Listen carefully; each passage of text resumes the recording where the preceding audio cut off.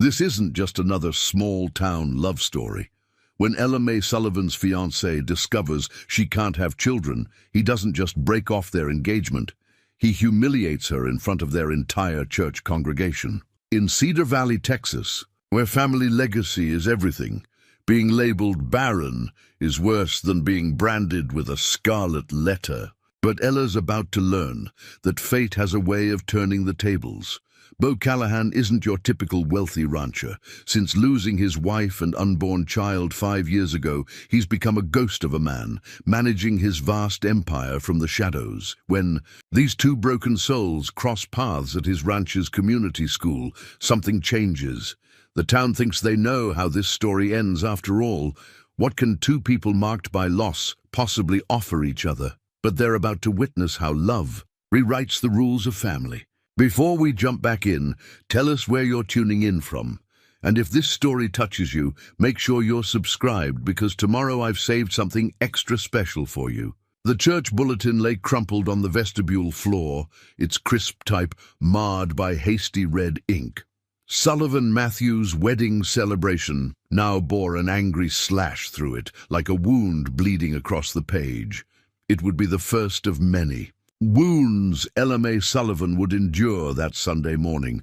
She stood at the altar in her cream-colored dress, not white, because James had insisted it wouldn't be proper for a schoolteacher to wear pure white. The morning light filtered through stained glass, painting her face in kaleidoscope colors that masked her growing paleness. Pastor Roberts had just asked if anyone knew of any reason why these two shouldn't be joined in holy matrimony. She never expected James would be the one to speak. "I can't do this." His voice cracked like thin ice over deep water. "I'm sorry, Ella Mae, but I can't marry you." The collective intake of breath from the congregation seemed to suck all the air from the church. Ella's fingers tightened around her bouquet of Texas wildflowers, the stems crushing beneath her grip. "James?" The question barely escaped her lips. He turned to face her, but his eyes wouldn't meet hers. "I saw the medical papers in your desk drawer yesterday, when I was helping. You grade those final tests." His voice grew stronger, self-righteous. "You can't have children, Ella. You knew this, and you didn't tell me." The words hit her like physical blows. She'd planned to tell him after the honeymoon, had drafted the speech 100 times in her head, had prayed for the right moment, the right words. "I was going to what? Wait until after we were married? Trap me into a childless marriage?" James stepped back, his polished shoes squeaking against the wooden floor. "My family has had children in Cedar Valley for 5 generations, Ella. 5 generations of Matthews men providing for their wives and children. I can't be the one to end that legacy." Each word hammered another nail into the coffin of her dreams. The church seemed to shrink, the walls closing in as 200 pairs of eyes bored into her. She saw Mrs. Matthews, James's mother, nodding in grim approval, saw her own mother's hand fly to her mouth in horror, saw her third-grade student Jenny Watson's confused face in the second pew. "James, please," she whispered. "We could adopt. There are other ways." "Other ways?" He laughed, a harsh sound that echoed off the vaulted ceiling.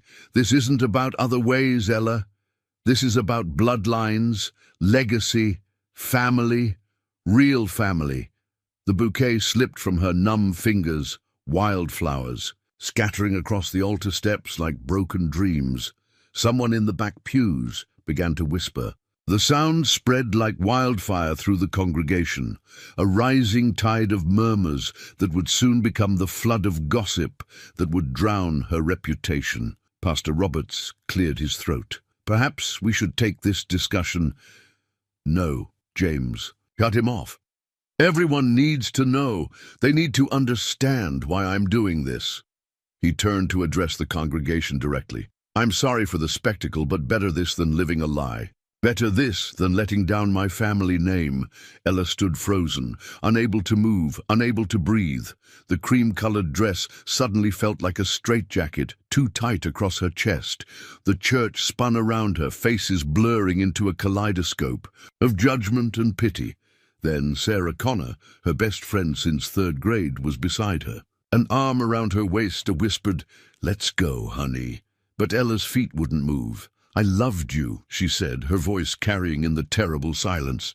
"I loved you enough to believe that would be enough." James finally met her eyes then, and for a moment she saw something like regret flicker across his face, but his voice was firm when he replied, "Love isn't enough, Ella May.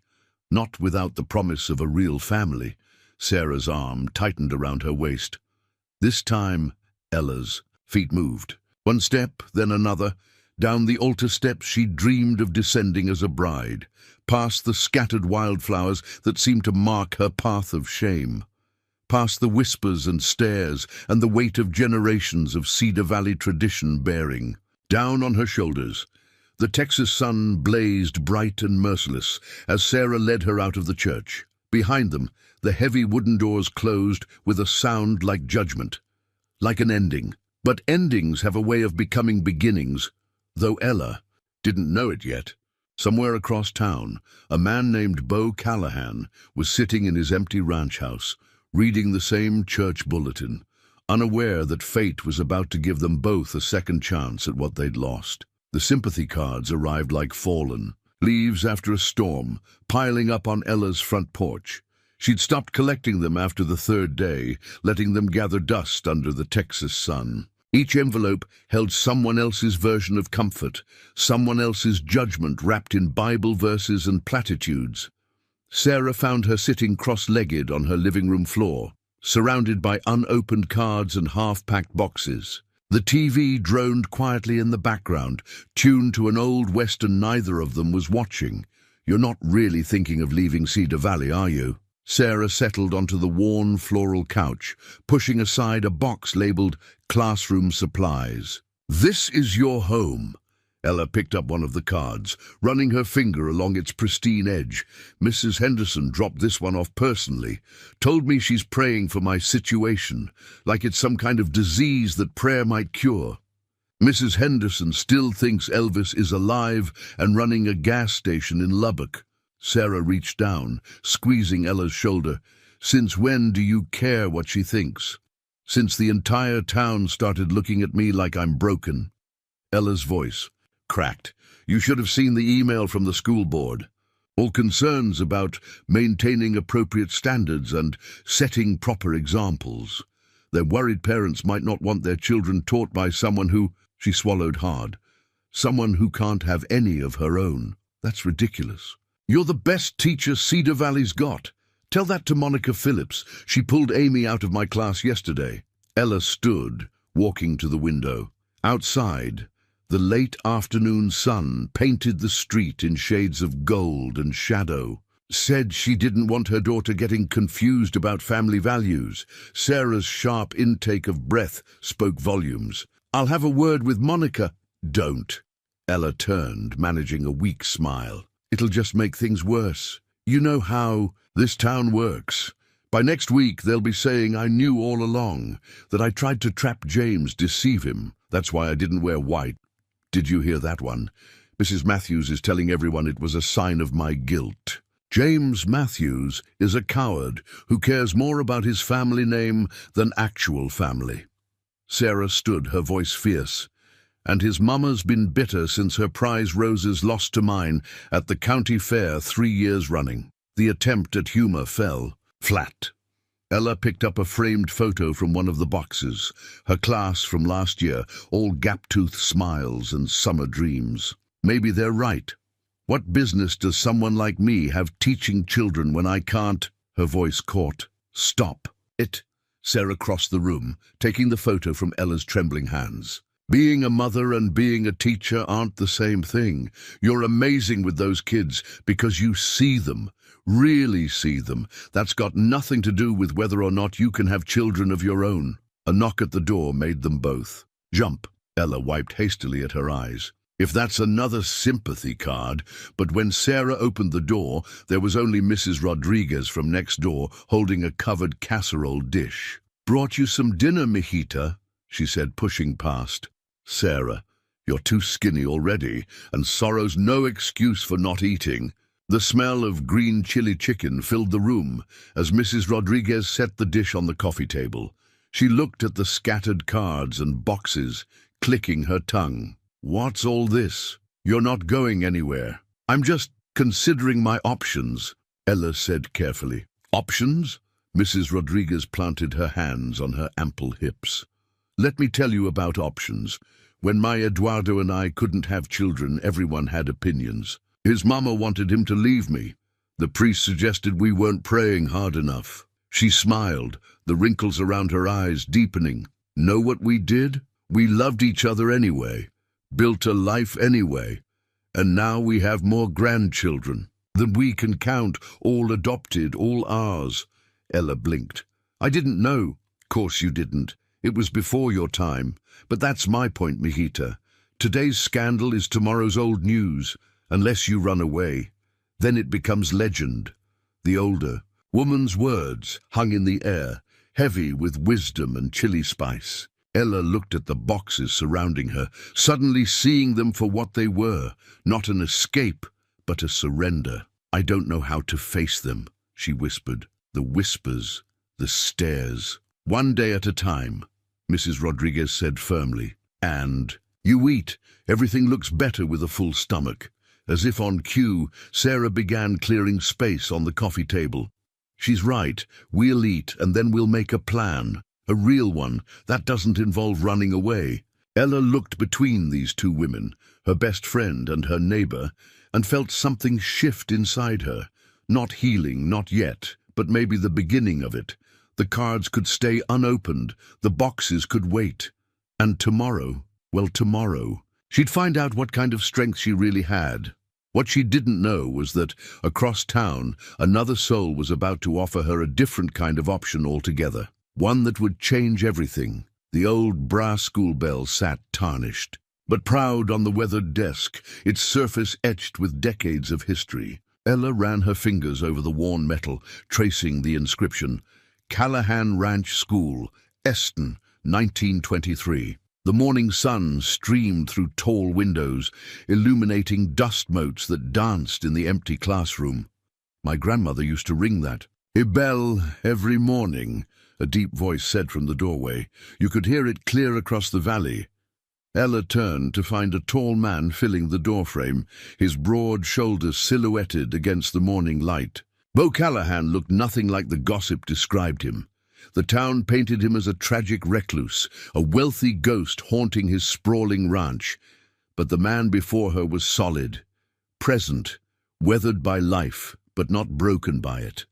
Mr. Callahan. She straightened, smoothing her skirt with suddenly nervous hands. I wasn't expecting... Call me Beau. He stepped into the room, boots quiet against the hardwood floor. Everyone does. Except the bank manager and my mother. A slight smile touched his face, softening the lines around his eyes. Though she only uses Mr. Callahan when she's particularly disappointed in me. The attempt at humor caught her off guard. She'd prepared herself for pity, for awkward references to her situation. Instead, he moved to the windows, looking out over the ranch grounds as if giving her space to collect herself. It's a beautiful classroom, she offered, meaning it. The space was all natural light and rich wood, with built-in bookshelves lining one wall and large windows offering views of rolling pastures. Hasn't been used in 5 years. He turned back to face her. Not since... He let the sentence hang. But Ella knew what filled that silence. Not since his wife died. Not since he'd closed the school that had served ranch families for generations. Why now? The question slipped out before she could stop it. Because things can't stay frozen forever. His eyes met hers, direct and clear. The ranch hand's children are getting older.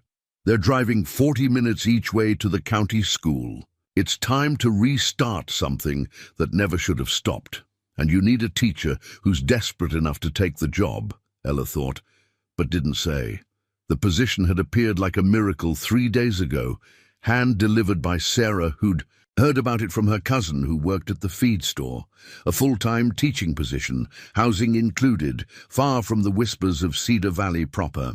I know what they're saying about me in town, she said quietly, and I know what they say about me. He shrugged, a gesture too casual to be entirely genuine. That I'm a hermit, a ghost, that I let grief turn me into someone my wife wouldn't recognize. He picked up the bell, its weight familiar in his hands. Maybe they're right, but I also know that sometimes the people this town gives up on are the ones who have the most to give. The words hung between them, heavy with meaning. Outside, a horse nickered, and somewhere in the distance, a cow lowed.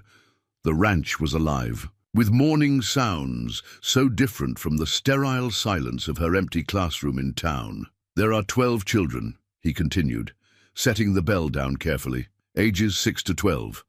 "Most have grown up on horses before they could walk. They'll need someone who can handle independence, who understands that learning doesn't just happen between four walls. And you think I'm that someone. I think you're someone who knows what it's like to have the ground disappear beneath your feet. Someone who understands that sometimes the path forward isn't the one you planned." He moved toward the door, pausing in the frame.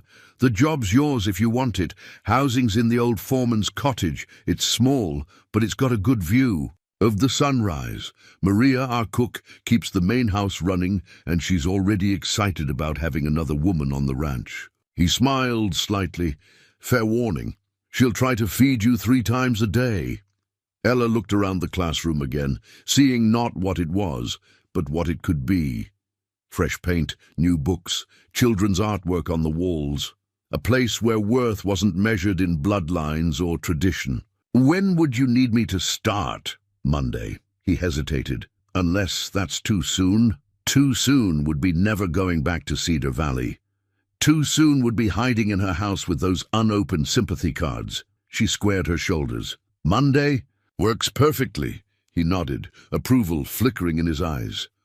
"Welcome to Callahan Ranch, Miss Sullivan." He turned to leave, then added almost casually, "You know, that bell hasn't rung in 5 years. Might be nice to hear it echo across the valley again." After he left, Ella stood in the quiet classroom, her hand resting on the old brass bell. Outside, the ranch stretched toward the horizon, full of possibility, and for the first time since that Sunday in church, she felt something that felt suspiciously like hope.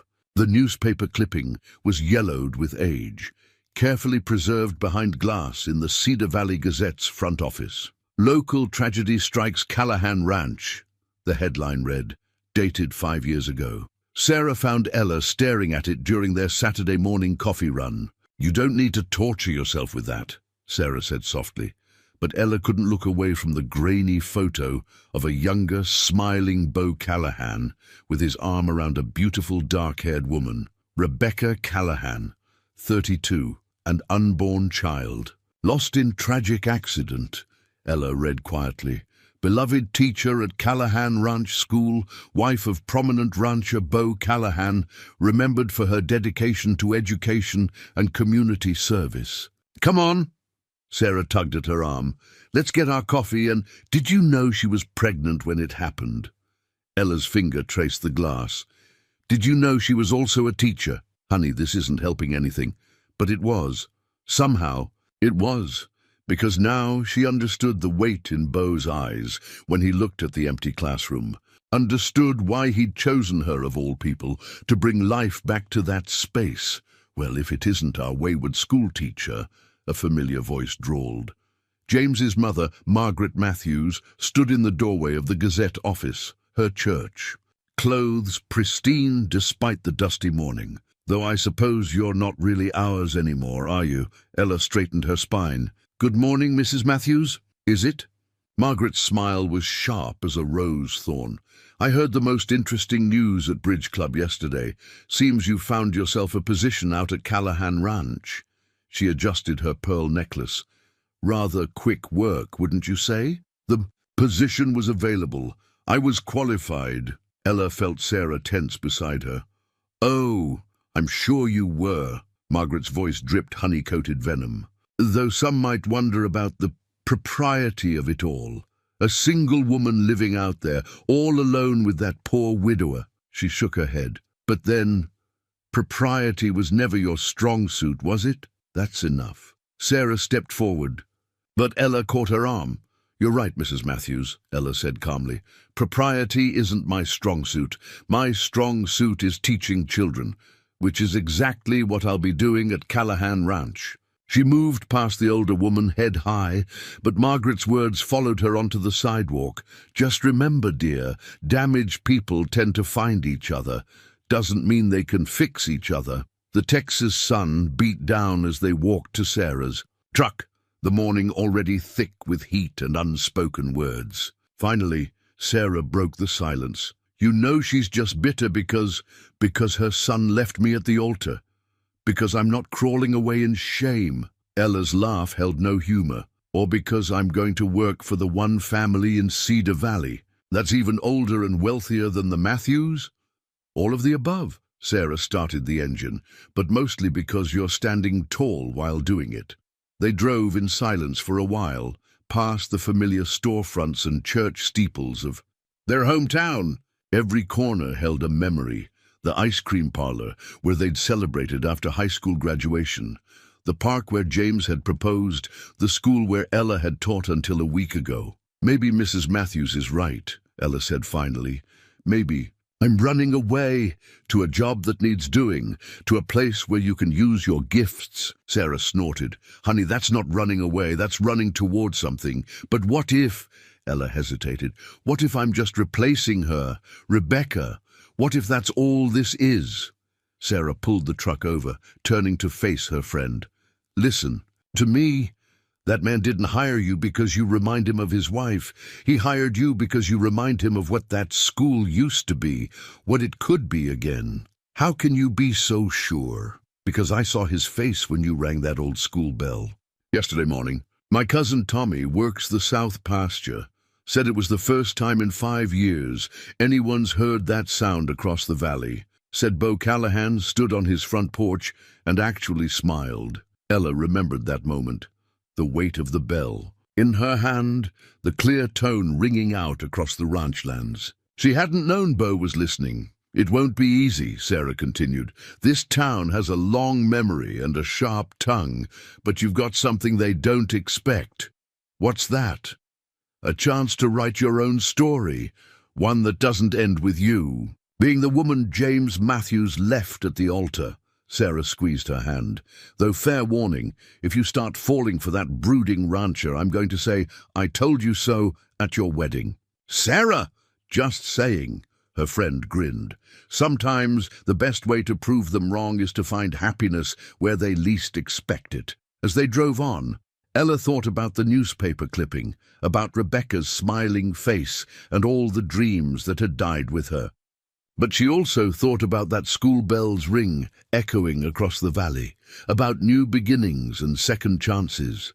Sometimes she was learning the things that broke you could also set you free. The crayon drawing appeared on Ella's desk just before lunch. A stick figure in a blue dress, standing in front of a yellow schoolhouse, complete with a crooked bell tower. Miss Ella was written in careful first-grade letters beneath it, signed by 6-year-old Lucy Rodriguez, the ranch foreman's daughter.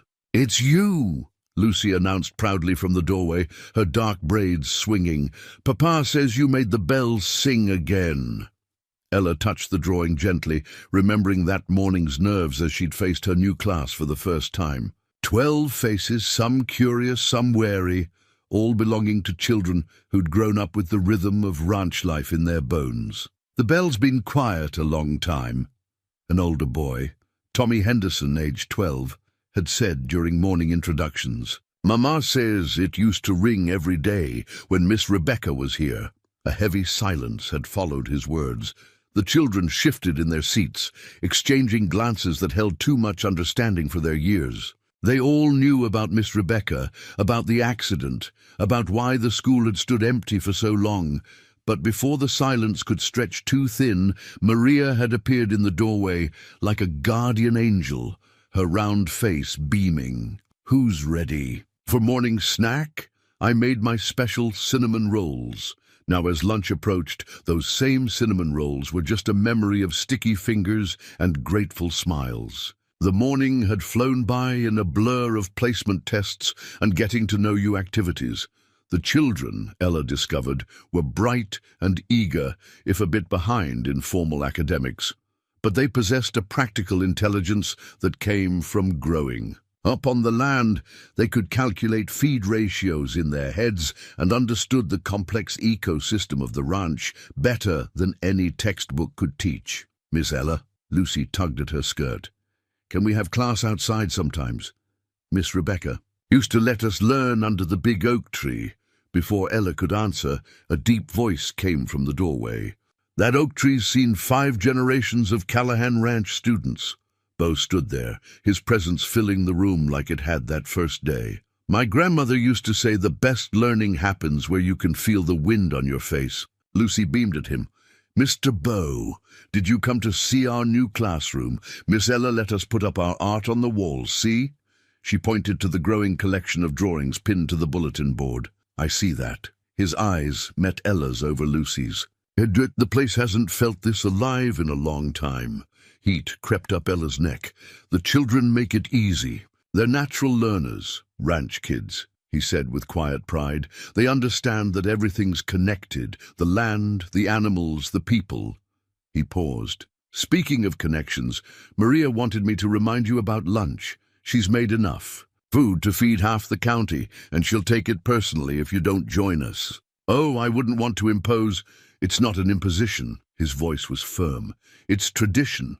All the ranch hands eat together at the main house. Always have. Another pause. Rebecca started it, actually. Said a shared meal was as important as any lesson in building community. The mention of his wife's name hung in the air, but without the weight of tragedy it usually carried. Instead, it felt like a bridge between past and present, an acknowledgement rather than a barrier. Lucy tugged at Ella's skirt again. Maria made her special enchiladas. They're the best thing ever after cinnamon rolls. Ella looked at her tiny student's eager face, then at Bo's quietly expectant one. In town, she'd taken to eating lunch alone in her classroom, avoiding the staff room whispers. But this wasn't town, and these weren't the same judging eyes. Well, she smiled, I guess we shouldn't keep Maria waiting. As they walked to the main house, Lucy skipping ahead, Bo fell into step beside her. The children seem happy, he said. It's been too quiet around here for too long. They're remarkable kids. Ella clutched Lucy's drawing to her chest. They make me feel like... She hesitated. Like what? Like maybe broken things can be made whole again, just in a different way. He was quiet for a moment, then said softly, maybe that's the best kind of healing, not going back to what was, but forward to what could be. Their eyes met briefly, an understanding passing between them that needed no words. Ahead, Lucy's voice rang out with childish excitement. Hurry up! Maria says the tortillas are best when they're hot. And so they hurried. Two people learning that sometimes the best new beginnings come disguised as endings, and that healing often happens one small moment at a time, like a child's drawing, a ringing bell, or the simple act of sharing a meal. Together. The recipe card was worn at the edges, stained with butter marks and time. Maria's handwriting flowed across it in faded blue ink. Abuela's jalapeno cornbread, for family only. Ella stared at it across her kitchen counter, touched by the simple gesture of inclusion it represented. The secret, Maria had whispered earlier that evening, pressing the card into Ella's hands, is to heat the cast-iron skillet until it's screaming hot before you pour in the batter. Makes the edges crispy, just like my grandmother taught me. Now, 2 weeks into her life at Callahan Ranch, Ella was beginning to understand that family here meant something different than it did in town. It wasn't about bloodlines or tradition. It was about shared meals and small kindnesses, about belonging simply because you chose to belong. The evening air drifted through her cottage windows, carrying the scent of sage and cattle and late summer. From her small porch, she could see the lights of the main house glowing warm against the darkening sky. Bo's office light was still on, a solitary beacon in the upper window. She'd caught him watching her class earlier that day, standing in the shadow of the old oak tree, as she taught the children about weather patterns, using the ranch itself as their laboratory. The younger ones had delighted in building small wind vanes from paper and sticks, while the older students plotted weather data in their notebooks. You're good with them, he'd said later, when she'd found him fixing a loose board on the schoolhouse. "Steps. They trust you. They make it easy," she'd replied, but they both knew it was more than that. These children carried their own kinds of hurt, the absence of a beloved teacher, the shadow of tragedy that had touched their small community. They recognized in Ella someone who understood loss, who knew how to keep going anyway. A knock at her door pulled her from the memory. She opened it to find Lucy standing there, clutching a cloth-covered basket. "Mama sent more cornbread," the little girl announced. "She says you're too skinny." Behind her, Miguel Rodriguez, the ranch foreman, smiled apologetically. "Maria's on a mission to fatten up the whole ranch." But Lucy insisted on delivering this, on herself. "Did you know," Lucy said seriously as Ella invited them in, "that Miss Rebecca used to let us have picnic lessons under the oak tree every Friday?" She looked up hopefully. "Even when it was cold, we'd bring blankets and hot chocolate." Miguel started to shush her, but Ella knelt down to Lucy's level. "That sounds like a wonderful tradition. Maybe we could start it up again." Lucy's face lit up. "Really? And can we invite Mr. Bow? He never comes outside much anymore, but Mama says he needs more sun on his face." "Lucy," Miguel warned gently, but there was something like approval in his eyes when he looked at Ella. "We'll see," Ella said diplomatically, though her heart twisted. At the child's innocent observation, she'd noticed how Beau seemed to orbit the edges of ranch life, present but never quite participating. Like her, he was learning how to exist in a world that had shifted beneath his feet. After they left, Ella found herself back on her porch, watching the night deepen over the ranch lands. A horse nickered in the distance, and somewhere an owl called out its lonely song. The recipe card sat in her hand, its edges soft with use. On impulse, she went to her kitchen and began gathering ingredients. The cast-iron skillet, a housewarming gift from Maria, sat ready on her stove. As she mixed cornmeal and buttermilk, she thought about Rebecca's picnic lessons, about Lucy's hopeful face, about Beau's solitary light in the window above. Sometimes, healing happened in giant leaps, moments of courage or dramatic change. But more often she was learning it came in small steps, in recipe cards passed down through generations, in children's traditions honored and renewed, in the simple act of baking cornbread in a kitchen that was slowly beginning to feel like home. Tomorrow, she decided she'd pack up whatever turned out of this first attempt at Maria's recipe. She'd ring the old school bell, gather her students under the oak tree, and maybe, just maybe, that solitary light in the upper window would decide to join them. After all, wasn't that what family did? They fed each other, supported each other, gave each other reasons to step out of the shadows and into the light. The skillet was heating now, almost ready. Ella touched the recipe card one more time, tracing the words, "For family only," and smiled. Sometimes belonging was as simple as a shared recipe, a familiar tradition, and the courage to begin again. The weather-beaten ranch sign creaked ominously in the rising wind, its wooden posts straining against the approaching storm. Callahan. Ranch, Esther, 1875. Barely visible beneath years of sun and rain. Ella watched it swing from the schoolhouse window, the afternoon sky turning an unsettling shade of green. "Tornado weather," Miguel announced from the doorway, his usual easy manner replaced by worried focus. "We're moving the horses to the storm shelter barn. Beau wants everyone in the main house until it passes." The children were already gone, sent home early when the weather service issued its first warning. Now, gathering her teaching materials with shaking hands, Ella could feel the air pressure dropping. Growing up in Cedar Valley meant knowing in your bones when a storm meant business. "Miss Ella," Beau's voice carried over a distant rumble of thunder. He stood in the schoolhouse entrance, his figure silhouetted by a flash of lightning. "Leave. We need to move now." But she couldn't leave it all. Not the children's projects, not their carefully crafted stories about ranch life, not Lucy's latest drawing showing their Friday picnic under the oak tree. As she reached for the artwork, a massive thunderclap shook the building. Strong hands caught her shoulders as she startled. "The school will stand," Beau said quietly, his touch steady. It's weathered worse than this, but we need to get to the house. The wind hit them the moment they stepped outside, carrying stinging bits of dust and debris. Beau's hand moved to the small of her back, guiding her across the yard. The main house stood like a fortress against the darkening sky, its limestone walls solid and reassuring. They nearly made it before the first real blast of the storm struck.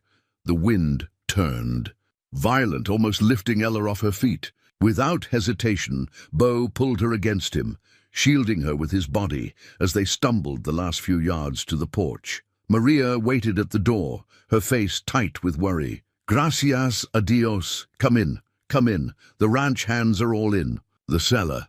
Miguel just radioed. The horses are secured.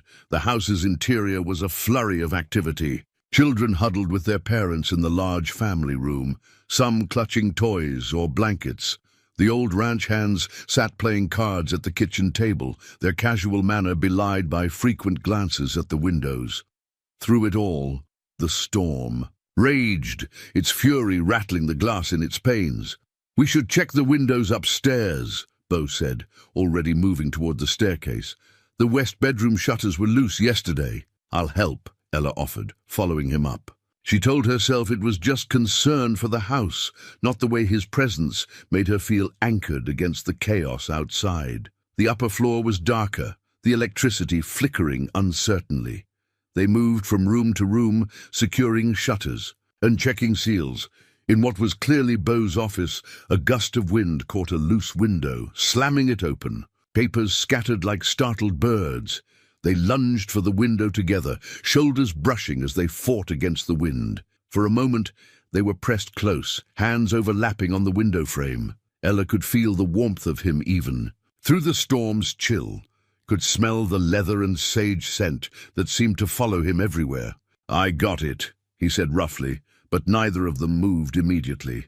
In the strange stormlight, his face was all shadows and angles, his eyes intense as they met hers. A crash of thunder broke the moment. They secured the window in silence, then began gathering the scattered papers. Ella caught glimpses of ranch accounts, veterinary records, and her heart stuttered. A photograph of a dark-haired woman sitting under the old oak tree, surrounded by laughing children. Beau took the photo gently from her hands. "Rebecca loved storms," he said quietly. "Used to sit on the porch and watch them roll in across the valley, said they reminded her that nature doesn't care about our plans or expectations. It just is what it is." "She sounds wise," Ella ventured. She was. He set the photo carefully on his desk, but she also believed in rebuilding after the storm passed, in finding beauty in what remained. His eyes found hers again, in starting over. The lights chose that moment to fail completely, plunging them into storm shadow. Somewhere downstairs a child squealed, and Maria's voice rose in comfortable reassurance. The house creaked around them, solid and secure, despite the tempest. "We should get back," Ella whispered, though neither of them moved. "We should," Beau agreed, but his hand found hers in the darkness, warm and calloused and real. They stood there for a moment, two people who'd weathered their own storms, finding unexpected shelter in each other's presence. When they finally descended to join the others, something had shifted between them, subtle as a change in air pressure. Before rain, the storm raged on outside, but within the walls of the old ranch house, something new was taking root, fragile as hope, strong as a storm-tested foundation, and growing stronger with each passing moment. The leather-bound photo album lay between them on the porch swing, its pages worn soft with handling. The storm had passed, leaving behind that peculiar clarity that follows nature's fury. Air scrubbed clean, stars piercing bright, and truth rising easier to the surface. "I found it while checking for storm damage in the attic," Beau explained, his voice low in the evening quiet. "Haven't looked at it since." He trailed off, fingers hovering over the cover. Ella sat beside him, close enough to feel the warmth of him, far enough to give him space with his memories. The porch lights cast soft shadows, and somewhere in the distance, nightbirds called to each other across the freshly washed darkness. He opened the album. The The first photo showed a younger Rebecca, dark hair streaming in the wind, sitting astride a paint horse. Her smile was infectious, her joy palpable even through the years. "That's the day I met her," Bo said. "She'd come to interview for the teaching position, showed up on her own horse, said any ranch schoolteacher ought to know how to ride." A smile touched his lips. "Should have known right then she'd change everything." Ella watched his face as he turned the pages. Photos of Rebecca with her students, at ranch gatherings on their wedding day. "She was beautiful," Ella said softly. "She was alive." Bo's voice caught. Everything about her was so damn alive. Even at the end, when the doctors told us the pregnancy was risky, He swallowed hard. "She said some things were worth any risk." The weight of unsaid things hung between them. Finally, Ella gathered her courage. "My condition, it's called premature ovarian failure. The doctors discovered it during routine tests. Before the wedding, I'd always dreamed of having children, but..." She wrapped her arms around herself. "James didn't even let me explain about other options. Adoption, surrogacy, he just walked away." Bo finished, his voice hard, "because he cared more about bloodlines than love. His family's been in Cedar Valley for generations. The Matthews, name, the Matthews legacy." She tried to keep the bitterness from her voice. "I thought love would be enough. Stupid, really. No." Bo's hand found hers in the darkness, warm and sure. "Not stupid, brave. Believing in love is always brave." She looked down at their joined hands, then back at the album. A new photo caught her eye. Rebecca surrounded by children, but not in the schoolhouse. "Is that the Cedar Valley Children's Home?" She volunteered there every weekend. His thumb brushed across her knuckles. "She couldn't carry a baby to term. We'd lost 2 before." He took a shaky breath. "But she said family wasn't about what your body could or couldn't do. It was about who you chose to love." The revelation settled over Ella like a warm blanket. "You never told anyone in town. Wasn't their business. But when I heard what happened at your wedding..." He turned to face her fully. "I knew you'd understand these kids like she did, not as replacements for what you couldn't have, but as gifts in their own right." Tears pricked at Ella's eyes. "The town thinks you hired me out of pity. The town thinks a lot of things, most of them wrong." His free hand came up to brush a tear from her cheek. "I hired you because when you rang that school bell that first day, I saw the same light in your eyes that I used to see in hers. The same understanding that teaching isn't just about lessons in books. It's about showing children they matter exactly as they are." A sob caught in Ella's throat. "I'm not trying to replace her. I need you to know that. You couldn't if you tried." His voice was gentle.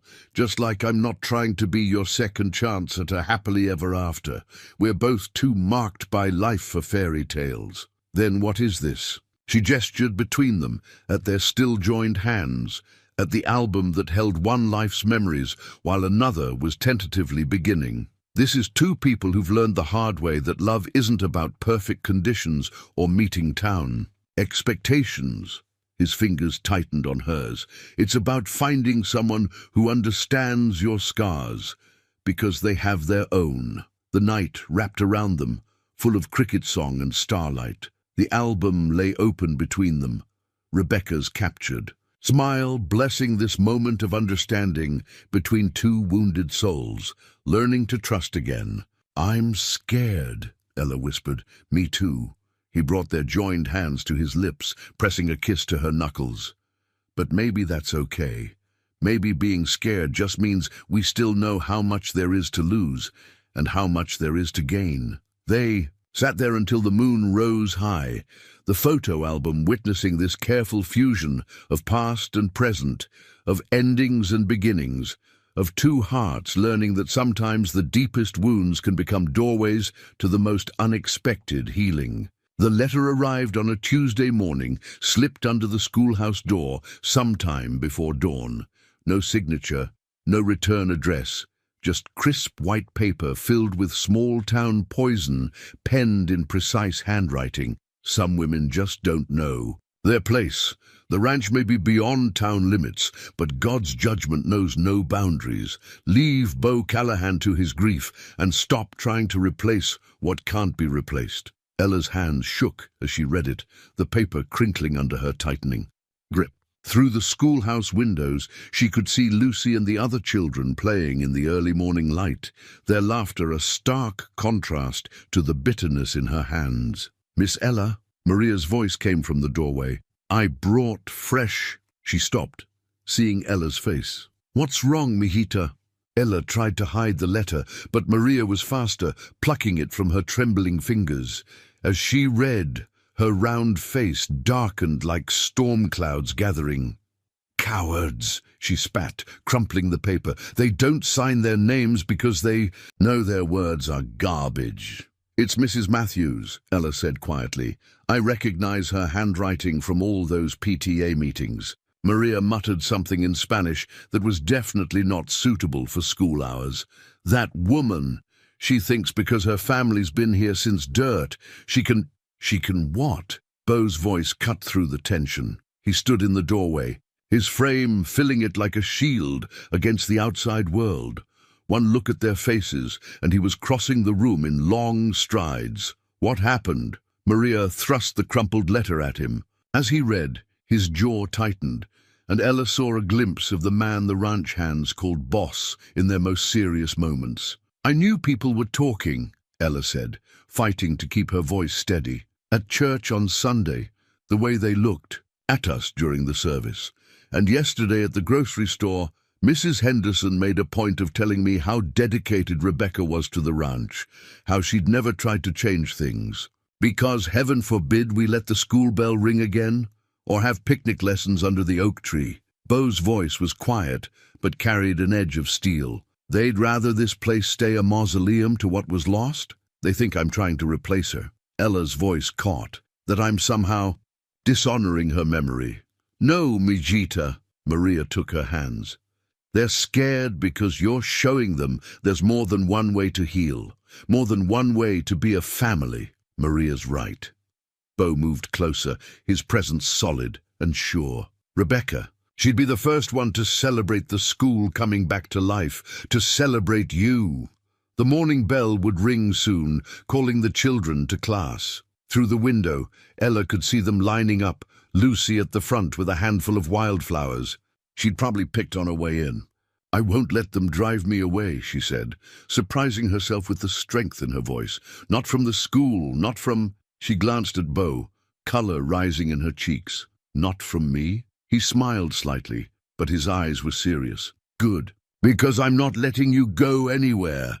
Maria made a satisfied sound. "Good. Now that's settled. I'll deal with Margaret Matthews myself. Nobody messes with my family." "Maria," Bo warned, but there was affection in his tone. "Don't worry, boss. I'll be subtle. Maybe I'll just happen to mention at the church bake sale how Rebecca told me once that her greatest hope was for the ranch school to live on, for someone to love it like she did." Maria's eyes twinkled. "And if I happen to mention this while standing next to Judy Henderson, who can't keep a secret to save her life?" Despite everything, Ella felt a laugh bubble up. This was what the letter writer didn't understand. Here on the ranch, family wasn't about replacing anyone. It was about making room for more love, more connections, more life. Bo's hand found the small of her back, warm and steadying. "You okay?" She looked up at him, at the concern in his eyes, at the way he'd positioned himself between her and the door, like he could shield her from the whole town's judgment. "Yeah," she said softly. "I'm okay." The school bell would ring soon. The children would file in with their books and their dreams and their simple acceptance of love in all its forms. And if the town couldn't understand that healing didn't mean forgetting, that love could grow in the spaces grief left behind, well, that was their loss. Because here, in this schoolhouse, under the wide Texas sky, something beautiful was growing. Something strong enough to weather any storm, signed letter or not. The blue ribbon trembled in Lucy's small hands as she stood on the makeshift stage, her science project about ranch ecosystem conservation drawing appreciative murmurs from the crowd gathered for the annual Callahan Ranch Fair. And my teacher, Miss Ella, helped me understand that everything on the ranch is connected, she announced proudly, just like we're all connected. Ella felt Beau's hand brush against hers as they stood at the edge of the crowd. The touch was brief but deliberate, like so many of their moments these past weeks, a quiet revolution of small gestures and shared glances that hadn't gone unnoticed by the townspeople who'd driven out for the fair. The ranch was transformed for the occasion. Strings of lights crisscrossed the gathering space between the main house and the schoolhouse. Booths displayed student projects alongside ranch crafts and Maria's legendary baking. The air smelled of barbecue and possibility, of autumn leaves. And change. She's got Rebecca's gift for public speaking, a voice cut through Ella's contentment. James Matthews stood a few feet away, his mother hovering at his shoulder like a well-dressed shadow. Though I suppose you've heard all about Rebecca's gifts by now. Ella felt Beau tense beside her, but she touched his arm gently. Yes, James, I have. She was a remarkable teacher who believed every child deserved to shine. She smiled at Lucy, who was now explaining her project to the county superintendent. Some legacies are meant to be honored by continuing them, not freezing them in time. Margaret. Matthew's lips thinned. How convenient for you. Though one might question the propriety of... One might question a lot of things, Margaret. Maria appeared like an avenging angel, bearing a tray of her blue-ribbon cornbread. Like why some folks can't recognize a blessing when they see it. Rebecca told me herself, remember, how she prayed the school would find someone with the heart to bring it back to life when she was gone. Margaret's face flushed. I don't recall... No. Must have been when we were planning that last Christmas pageant. You remember, the one where Rebecca said family was about love, not bloodlines. Maria's innocent expression could have won its own blue ribbon. Here, have some cornbread. It's Rebecca's recipe, though Ella's added her own special touch. Sometimes new ingredients make things even better. As the Matthews retreated, properly outmaneuvered, Beau's hand found Ella's again. This time he didn't let go. That woman, Maria muttered, needs more than cornbread to sweeten her disposition. She patted Ella's cheek. You okay, Mijita? I'm fine. And surprisingly, she was. The Matthews words didn't carry the sting they once had. Lucy's project really is remarkable. Thanks to her teacher, Beau said quietly. The pride in his voice made her breath catch. The evening deepened around them, stars appearing above the string lights. Children darted between hay bales and craft. Booths, their laughter mixing with guitar music from the ranch hand's impromptu band. Parents gathered in clusters, comparing projects and sharing stories. It felt like healing looked messy and beautiful and real. Dance with me, Beau said suddenly, as the band struck up a slow country waltz. Ella's heart stuttered. Beau, everyone's watching? Let them. His eyes held hers, serious and sure. I'm tired of pretending I don't want to stand beside you every chance I get. He led her to the dance floor, really just a patch of grass cleared between the booths. Other couples moved, aside, whispers following in their wake. But when Beau's arms slipped around her waist, when he drew her close under the Texas stars, the whispers faded to nothing. You know what this means, she murmured against his shoulder. There's no going back after this. Good, his voice rumbled through her. I don't want to go back. I want to go forward. With you. They swayed together, his work-roughened hand warm against hers, her skirt brushing against his jeans.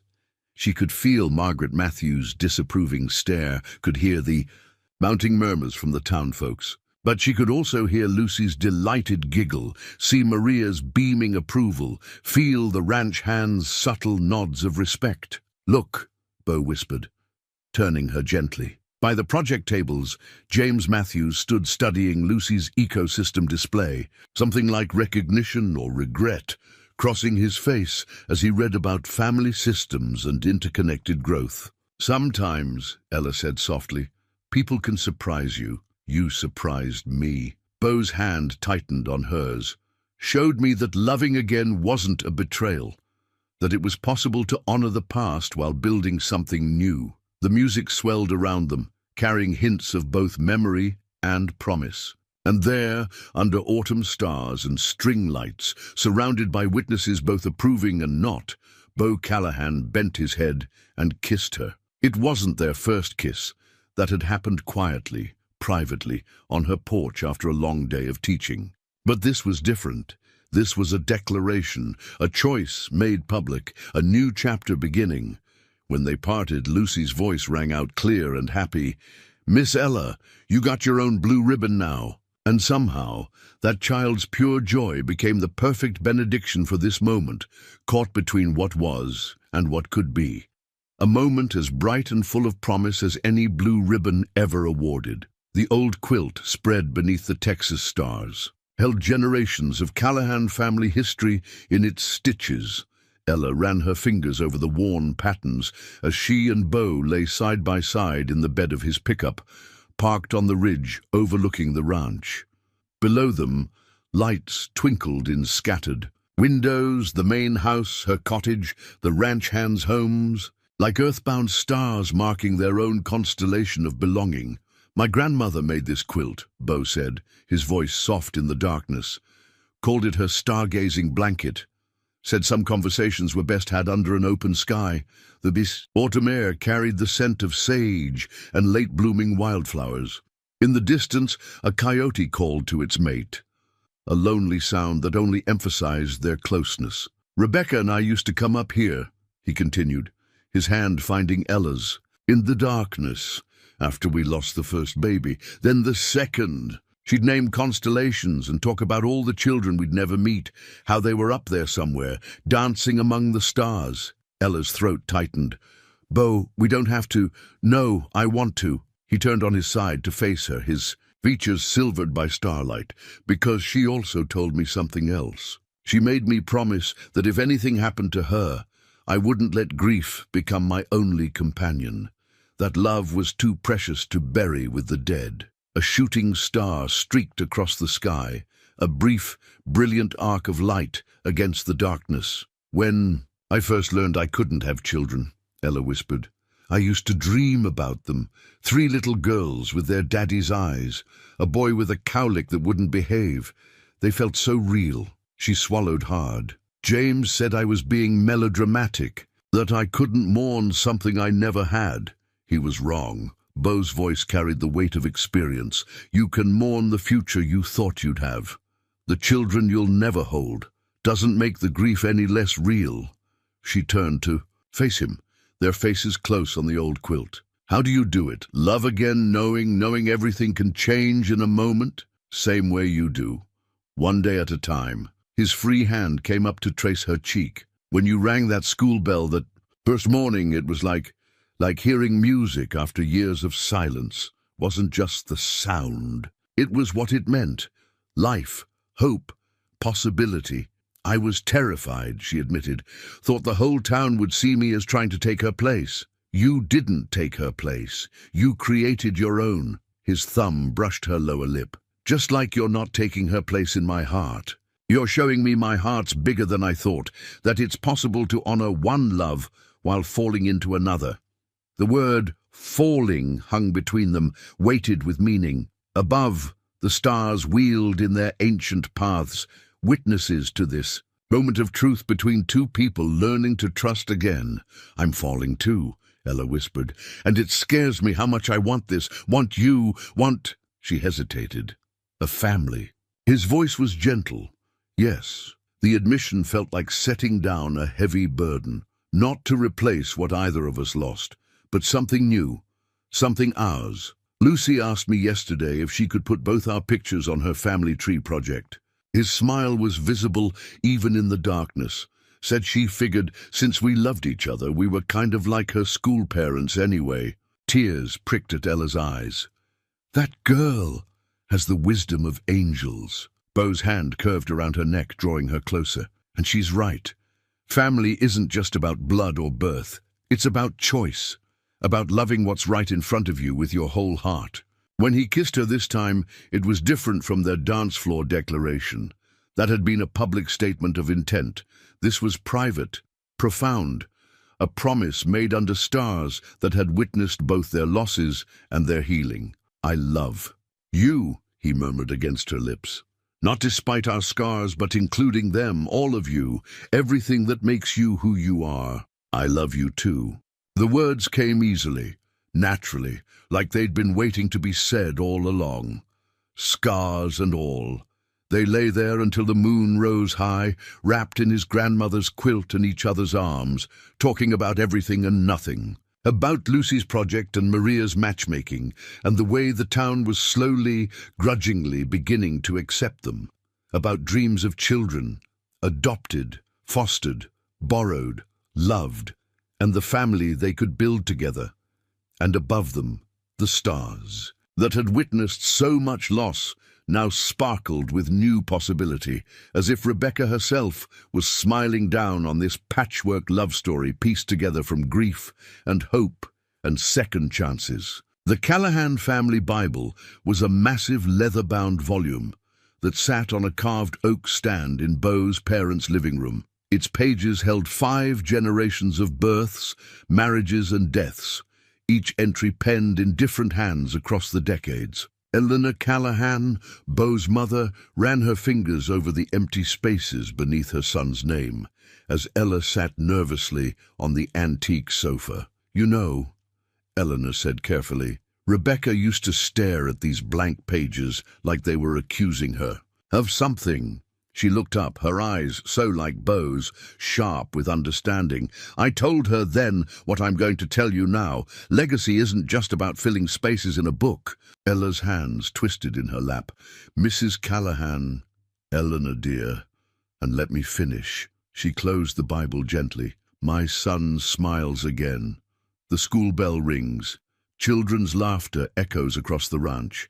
That's a legacy too. Frank Callahan, silent until now in his leather armchair, cleared his throat. Heard little Lucy Rodriguez did some fancy presentation about ranch ecosystems, won a blue ribbon at the fair." "She did," Ella said, warmth flooding her voice. "She compared the ranch to a family system, how every part depends on the others, how removing one element affects the whole." "Smart girl." Frank's weathered face creased in a smile. "Her grandmother used to cook for this house when I was a boy. Now her daddy runs our ranch operations. That's legacy too, isn't it? The kind that doesn't need blood to bind it." Eleanor reached for the Bible again, but this time she opened it to the front, where a passage was highlighted. "Love never fails."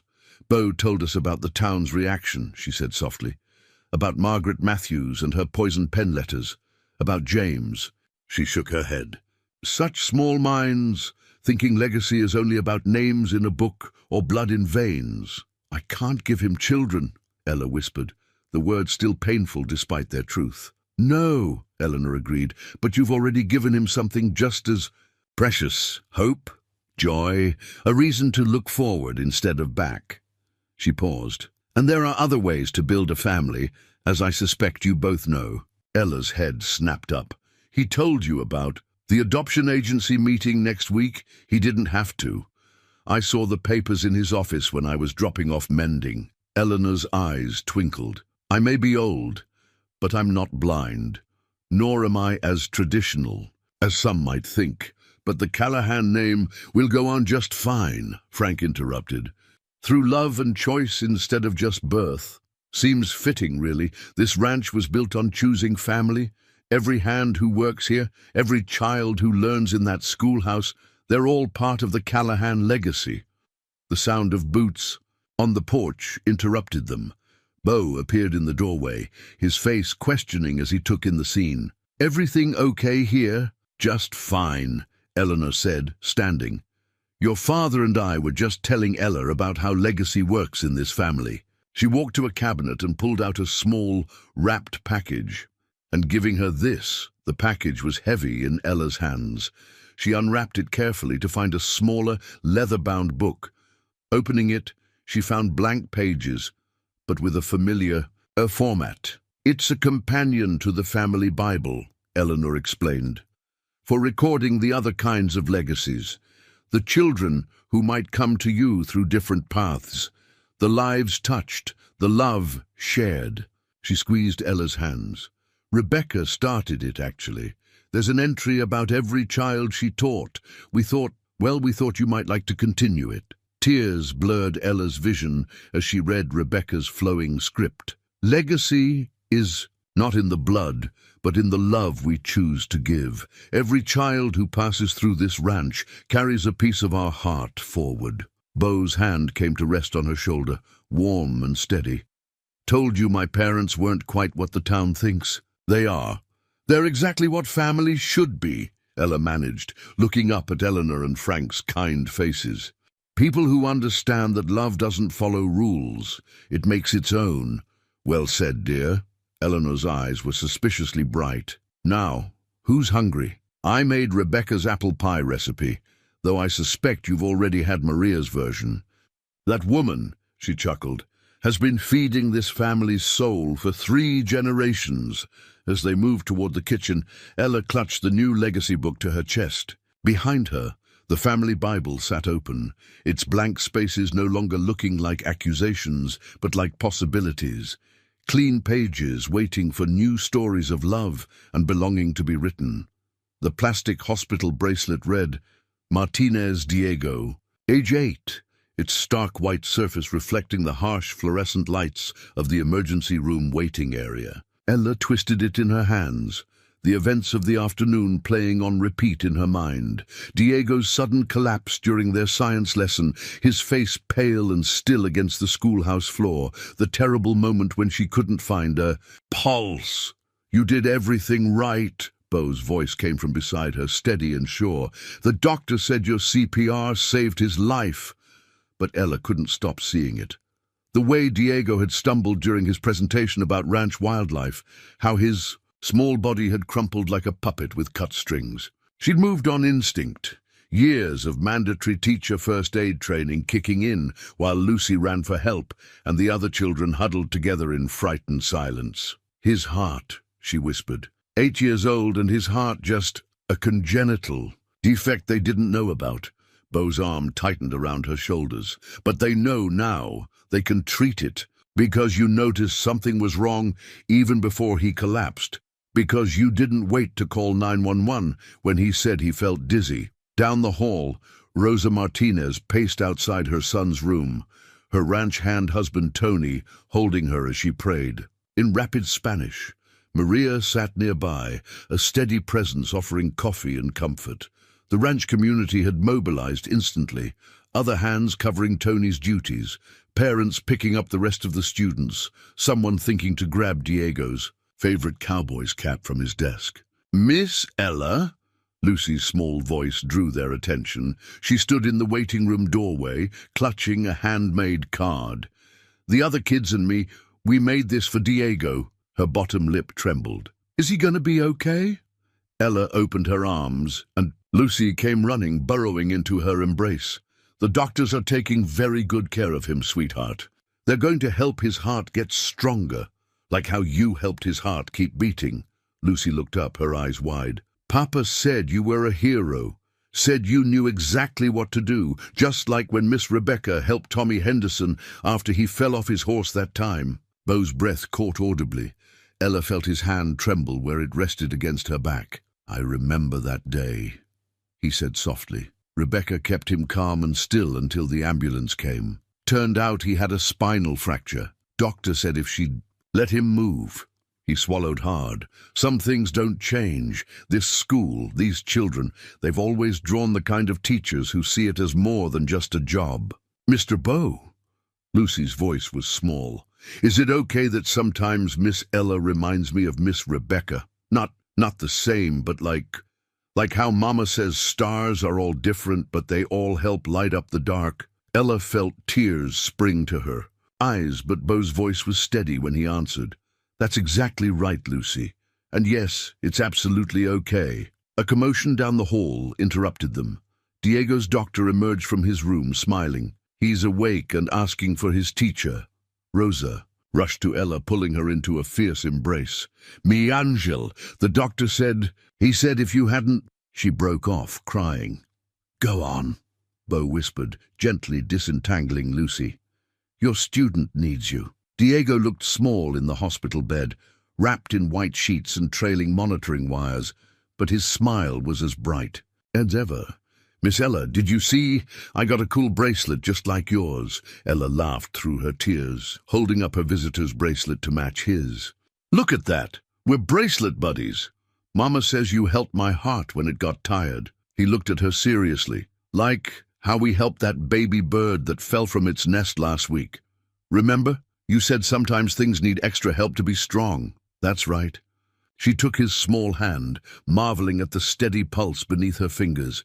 "And you're going to get all the help you need to get strong again.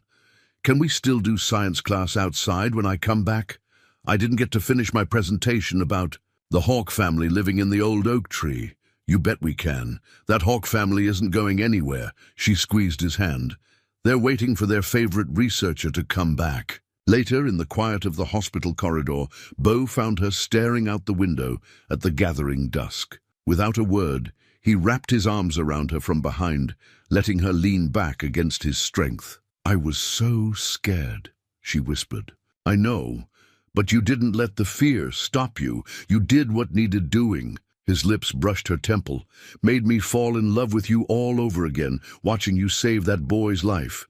Watching you with Lucy after. Seeing you be exactly what everyone needed." She turned in his arms, pressing her face into his chest. I think I finally understand what Rebecca meant in her legacy book, about every child carrying a piece of our heart forward." She looked up at him. "They really do, don't they? Whether they're ours by blood or choice or just because they come into our classroom one day and become part of our story." "Yeah," he said softly, holding her close as the hospital bustled. Around them and somewhere down the hall, a child's laugh rang out like hope.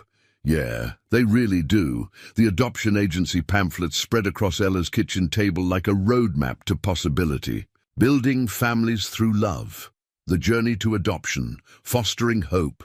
Their glossy surfaces caught the late afternoon light streaming through her cottage windows.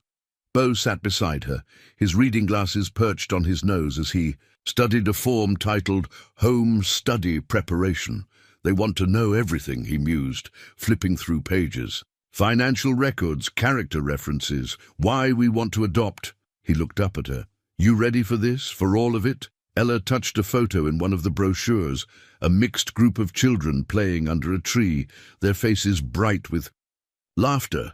It could have been her own students, could have been the scene under the old oak tree any day of the week. "I've been thinking about something Diego said in the hospital," she said slowly, "about helping things be strong. About how sometimes the strongest families are the ones we build on purpose, with love and intention.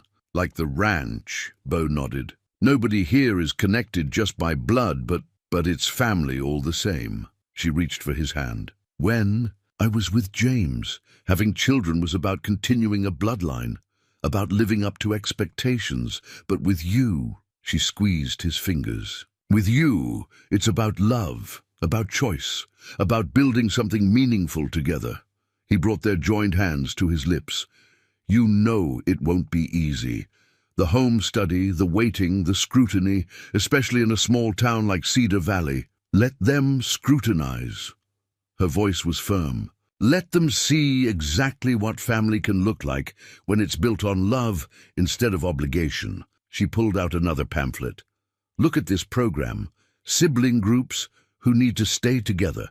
Children who might get separated otherwise." Bo's eyes softened as he read. "Like Lucy and her cousins. 3 generations of Rodriguez children growing up together on the ranch because their grandparents believed family belongs together." "Exactly." Ella stood, moving to her window.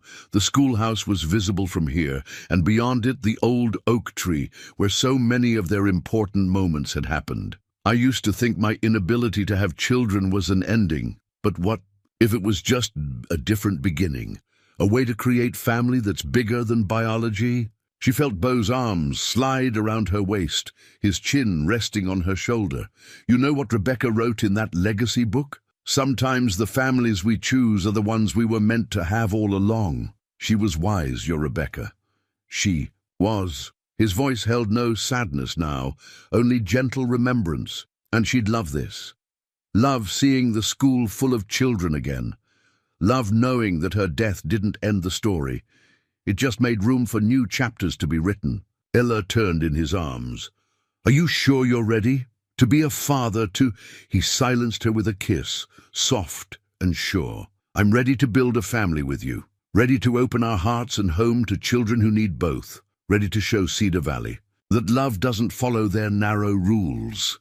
A knock at the door interrupted them. Maria stood there, holding her infamous cast-iron skillet. I brought dinner, but... She looked at the pamphlets scattered across the table, her eyes filling with tears. Ay, mis amores, finally... Maria, Ella started. But the older woman was already putting down her skillet and gathering them both in a fierce embrace. I knew, she said firmly. I knew from the first day when you rang that school bell. Knew you would bring life back to this place, bring family back to this ranch. She pulled back, wiping her eyes. Now sit, eat. You'll need strength for all this paperwork, and nobody makes important decisions on an empty stomach. As they settled around Ella's small table, pushing aside pamphlets to make room for Maria's enchiladas, Ella felt a profound sense of rightness. This was family, Maria's loving interference, Beau's steady presence, the promise of children who would come to them not through birth, but through choice and love. First thing tomorrow, Beau said, passing her a plate. We'll call the agency, start the home study process. And I'll start planning how to turn that empty bedroom in the main house into a children's paradise, Maria added. Every child needs their own space to bloom. Ella looked between them. Her chosen family, her new beginning. Outside, the setting. Sun painted the ranch in shades of gold, and somewhere in the distance, a child's laughter carried on the evening breeze. It sounded like promise, like hope, like love choosing its own path home. The community petition lay unfolded on the town hall podium, pages of signatures supporting the Callahan Ranch School's official recognition as an accredited educational facility. Diego Martinez's mother had started it during his hospital stay, her fierce gratitude spurring her to action. Our children deserve a school where they're seen as family, she'd written, where teachers know CPR and ranch safety alongside reading and arithmetic. Now, facing the Cedar Valley School Board and what felt like half the town, Ella stood beside Beau, her hand clasped tightly in his. The wooden panels behind them still held the faded photographs of past board members, generations of Cedar Valley's finest families looking down with painted judgment. The question before us, Board President William Henderson drawled, is whether a private ranch school, operating outside traditional oversight, can provide adequate education for our community's children. Adequate. Tony Martinez stood, his voice carrying the quiet authority of a man who'd worked the land for 20 years. My son is alive because of that school's teacher. My daughter writes poetry about ecosystems. They're learning ranch management alongside mathematics. I'd say that's better than adequate. Murmurs rippled through the crowd. Ella saw Sarah sitting with Maria near the front, both women radiating supportive energy. But she also saw Margaret Matthews whispering to her circle of friends, saw James shift uncomfortably in his seat. No one disputes Miss Sullivan's quick thinking during young Diego's emergency. Margaret spoke up, her voice honey-sweet with venom. But we must consider the unusual domestic situation developing at the ranch. The example being set. You mean the example of love healing broken hearts? Maria's voice cut through the whispers. Of family being about more than blood. See, we should definitely consider that example. What Mrs. Matthews means, James stood not quite meeting Ella's eyes, is that there are concerns about stability, about the future, about our plans to adopt. Beau's quiet words silenced the room. About how we're choosing to build our family through love instead of biology. He stepped forward, his presence commanding attention. Good. Let's talk about that. Let's talk about how this school has always been about more than just reading and writing. It's about community, about belonging. Ella squeezed his hand and stepped up beside him. When Rebecca Callahan ran this school, she taught her students that family comes in many forms, that love doesn't follow rules. It makes its own path. She pulled out a worn piece of paper. This is from her teaching journal.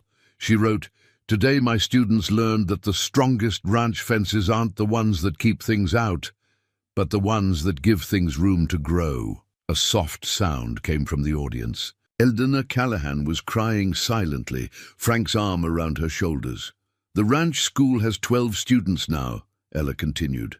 12 children learning not just academics, but empathy, responsibility, the kind of practical knowledge that comes from having your classroom extend beyond 4 walls. She smiled at Lucy, who sat proudly in her father's lap. They're learning that family is about showing up for each other, about celebrating differences instead of fearing them. "The adoption agency has already approved our home study," Bo added, his voice gentle but firm.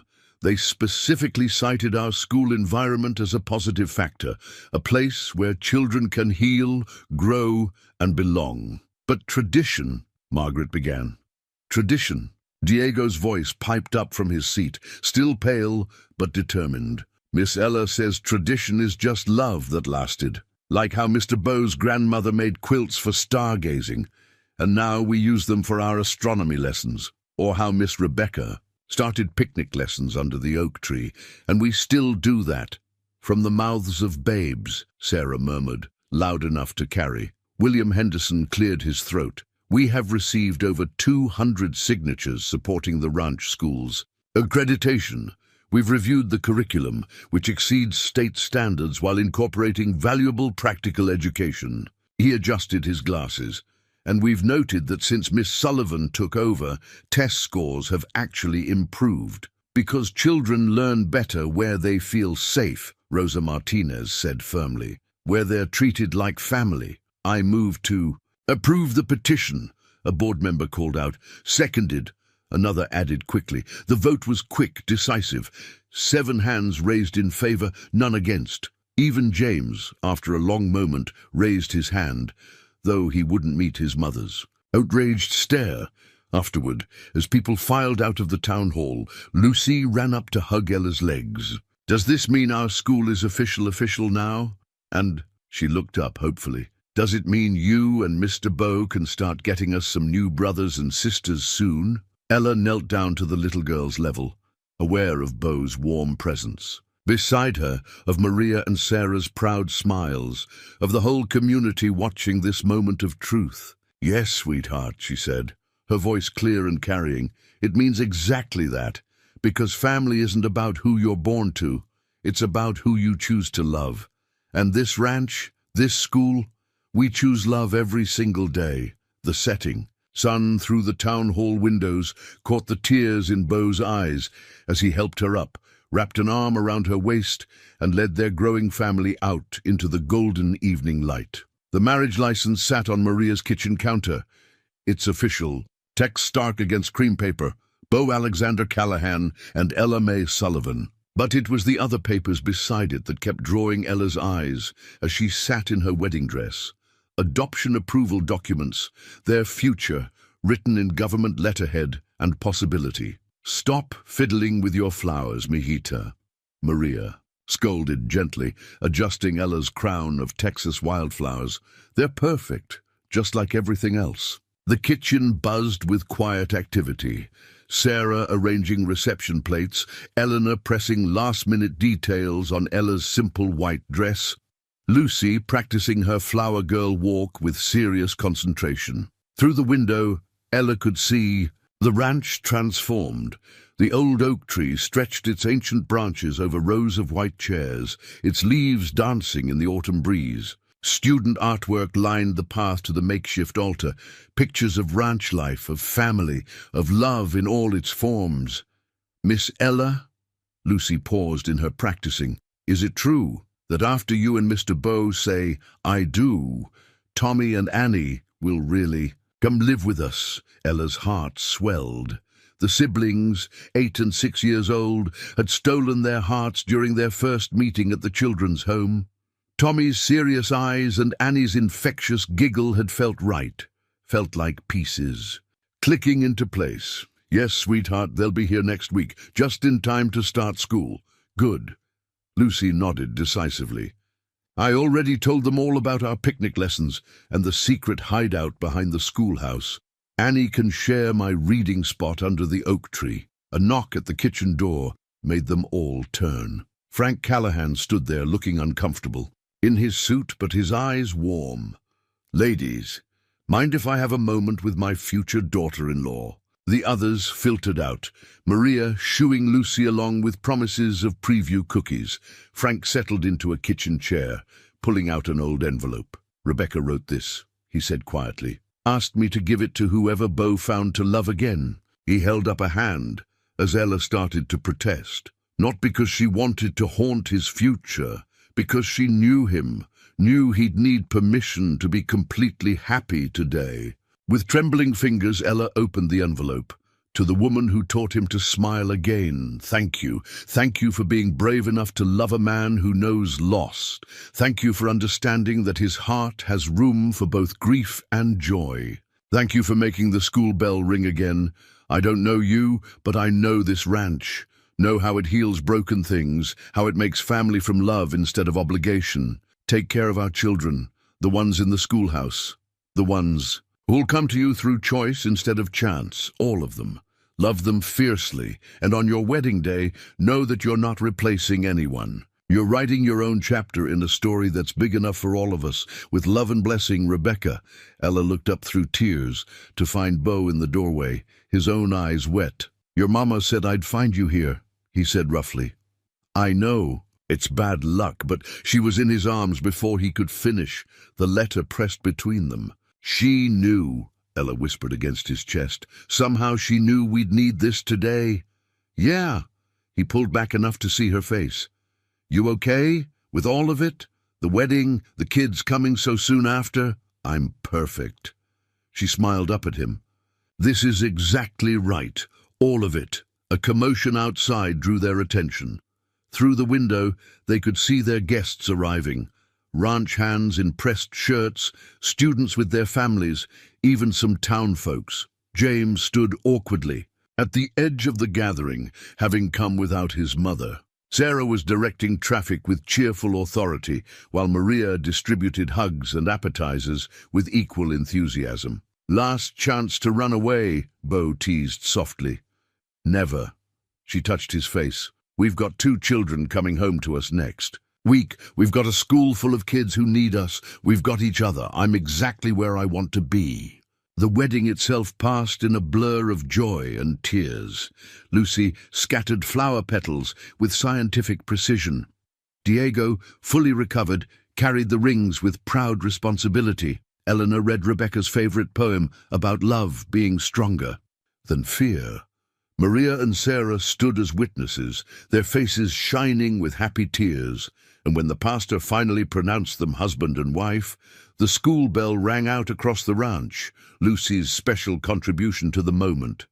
Its clear tone carried across the valley, speaking of endings and beginnings, of love that makes its own rules, of family built choice by choice, heart by heart. Later, during their first dance, Bo held her close under the oak tree's spreading branches. Happy? He whispered. Ella looked around at their gathered family. Blood and chosen, young and old, all connected by love that transcended traditional boundaries. She thought of Tommy and Annie, coming home to them in just a few days. Thought of Rebecca's, blessing of Lucy's welcome conspiracies, of all the children who would find belonging in their classroom. Beyond happy, she answered, I'm home. The class photo captured everything that made the Callahan Ranch School special. 20 children now, not 12, arranged on the schoolhouse steps, with the old oak tree spreading protective branches above them. Tommy and Annie sat front and center, their once hesitant smiles now bright and sure. Lucy stood beside them, her arm around Annie in the easy affection of best friends. Diego perched on the top step, his heart strong and his grin wide. And at the center of it all, Ella and Bo stood together, with 3-year-old Michael, their newest foster child, perched on Bo's hip. The little boy had arrived 3 months. Ego, too young for school, but old enough to wrap the entire ranch around his tiny finger.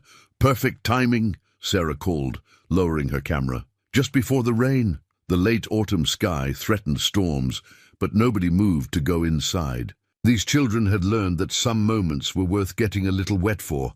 Miss Ella? Tommy tugged at her sleeve. Can we show Michael the surprise now, before it rains? Ella exchanged a glance with Bo, who nodded. Go ahead, son. Tommy beamed at the word, he still did every time, and took his little foster brother's hand. The other children fell into formation behind them, a plan clearly long in the making. They led the way to the old oak tree, where a new addition had appeared. A wooden platform wrapped around the trunk, creating a reading nook complete with cushions. And a small roof. We all helped build it, Annie burst out, unable to contain her excitement. The older kids did the heavy stuff with Mr. Bo and Mr. Tony, and us younger ones painted and decorated. Look, Michael pointed with 3-year-old delight. Stars. The platform's roof was indeed painted with constellations, a tribute to Bo's grandmother's stargazing quilt. The railings held carved names of every child who'd ever attended the ranch school, starting with those first students from 1923. We found all the names in Miss Rebecca's legacy book, Lucy explained, and we left room for more. Lots more, Ella felt Bo's arm tighten around her waist as they took in their children's creation. The past year had brought so many changes. Tommy and Annie's adoption finalized, Michael's arrival, the school's expansion. Each step had felt like fulfilling a promise made under these very branches. There's one more surprise, Diego announced. He pulled out a familiar leather-bound volume, the companion book to the family Bible, the one Eleanor had given them on their wedding day. We all wrote in it about what family means to us. The children had filled pages with their thoughts, their drawings, their hearts poured out in pencil and crayon and careful cursive. Annie's neat handwriting caught Ella's eye. Family is like our oak tree. It grows branches to hold everybody who needs holding, and it has roots that go deep but also spread wide to hold hands with other trees. And sometimes branches break in, storms, but new ones grow. And sometimes birds come to nest for just a season, like Michael maybe, but they're still part of the tree's story. Out of the mouths of babes, Maria's voice came from behind them. She stood with Sarah and the Callahan. Grandparents, all of them having quietly gathered for this moment. The first fat drops of rain began to fall, but nobody moved. Michael squirmed down from Bo's arms to explore his new reading nook, his delighted giggles mixing with the pattering drops. You know what this reminds me of? Eleanor said softly. That first day you rang the school bell, Ella. How it echoed, across the valley like hope. Ring it now, Lucy pleaded, like we do every morning. Ella reached for the bell that hung by the schoolhouse door, the same bell that had called her home a year ago. Its clear tone rang out across the ranch, and carrying through the gentle rain. That sound, Bo murmured against her hair, will never get old. They stood together, watching their children splash in the rain, watching Michael explore his new perch under Tommy's protective eye, watching Annie and Lucy twirl with their faces turned to the sky. The oak tree sheltered them all. Its branches, wider than ever, its roots deep and sure. In town, they said the Callahan Ranch had changed, that it wasn't traditional anymore, wasn't proper. But looking at their gathered family, blood and chosen young and old, temporary and permanent, Ella knew they'd simply expanded the definition of tradition, made it big enough to hold all the love they had to give. Ready for more? Bo asked quietly, and she knew he wasn't just talking about the rain. Their social worker had called yesterday about twin 5-year-olds needing an emergency placement. The ranch house had room, the school had space, their hearts had endless capacity. Always, she answered, thinking of Rebecca's words from so long ago. Legacy isn't just about filling spaces in a book. It's about filling spaces in hearts. The rain fell soft and steady, blessing the oak tree, the children, the family they'd built choice by choice, and love by love. The school bell's echo lingered in the air like a promise kept, like a story continuing, like love writing its own rules about what makes a family whole.